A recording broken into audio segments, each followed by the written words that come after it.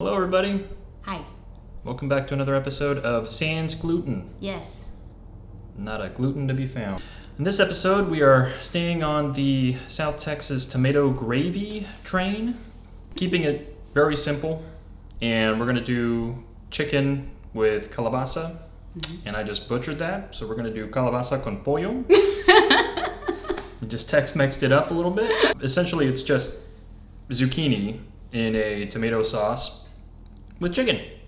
And corn. And corn. Ooh, do we have corn? Uh-oh.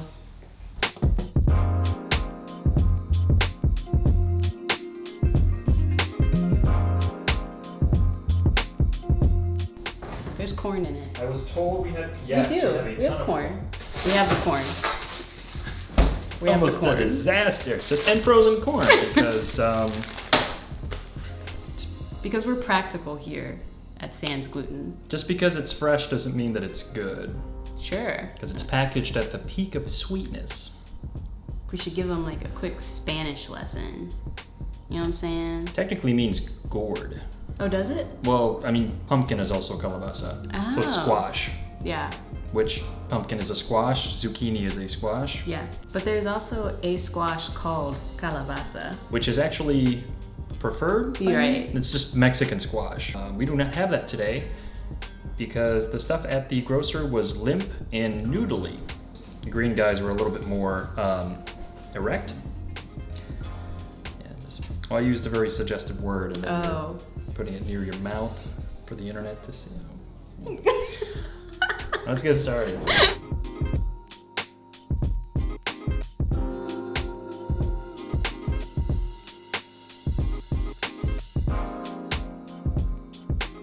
So first step is to prepare your chicken. I'm using chicken thighs today. I have skinned them myself because I'm very skilled at removing basic pieces of tissue off of meat and leaving the bone in.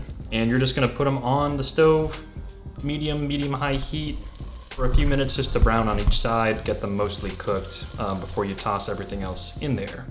And unlike last time, if we're referencing a previous episode and if Miss Elise is keeping it in, I'm gonna try not to forget the recipe that I'm making up as I go.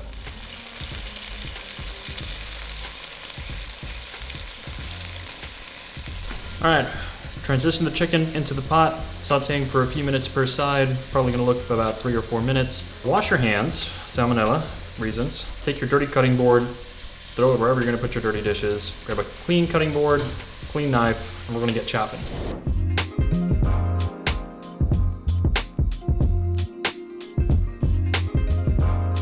So similar to the picadillo recipe that I shared, this dish was prepared by my mom.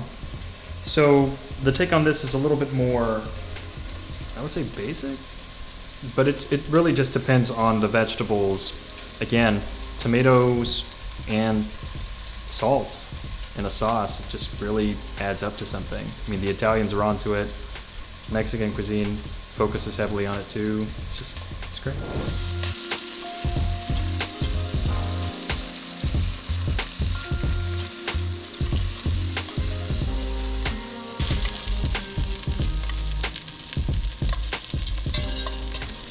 Additional cooking oil, and we're going to start with the onions.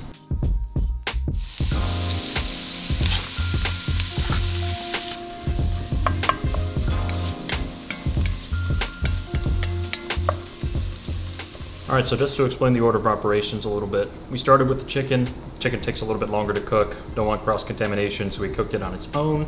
It also develops a little bit of what they call fond. It's just the little burnt-on food remnants, chickeny burnt parts at the bottom of the pot. So that just kind of adds to the flavor of the dish. Take them out, put them on the plate. We started with the onions, really just kind of sweated them, wanted to get them a little bit soft. It only takes a couple minutes over medium heat. And the rest of it is rapid fire in terms of, just how quick things go.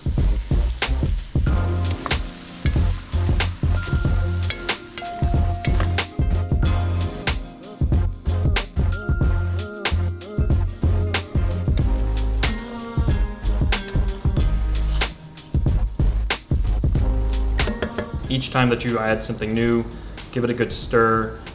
Ideally, you would be seasoning between vegetables. I got lazy / Felt rushed, so don't judge me.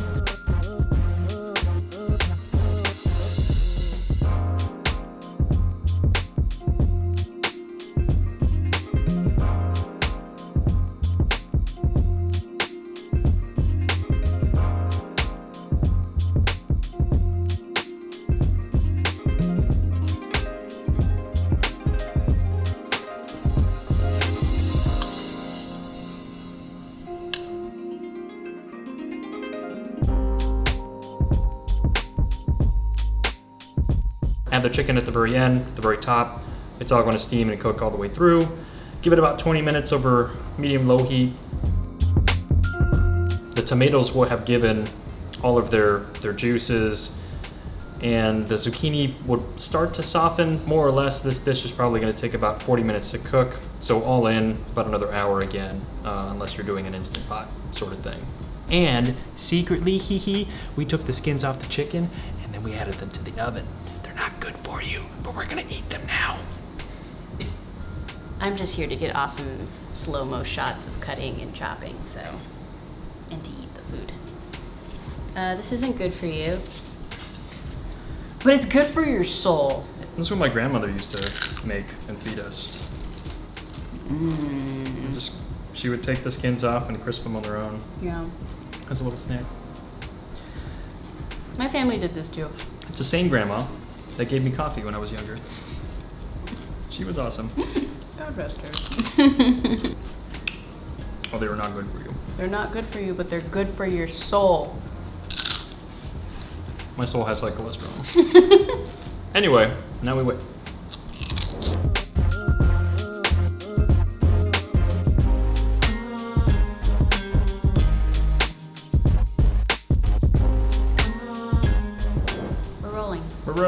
Rolling. So after 40 minutes, you give it a stir, check the seasoning one more time, but if you've been seasoning throughout, it should be pretty darn close. We made some rice because I want some starch, but it goes great on its own, goes great with rice. And you can make this vegetarian too, just don't have the chicken in it. And then boom goes the dynamite, there you go. It's vegetarian. True. And with most of these recipes, there's going to be variations. I feel like this recipe's pretty legit though. Anyway, thanks for joining us. Yeah. On another episode of Get That Gluten Out of Here. Sans gluten? Sans gluten. Oh, like, share, subscribe. Other such things. More episodes on their way, incoming? Yeah, because we're running this like a production, so every week. You'll see us every week. You'll see this dumpster fire every week. The recipes will get better. They're not all gonna be stews, okay? They're not all gonna be Tex-Mex style stews, but they might be. Stumblewell.com to see the recipe. Link in the description box. I'm Mr. Halise. Oh. I'm Mr. Halise.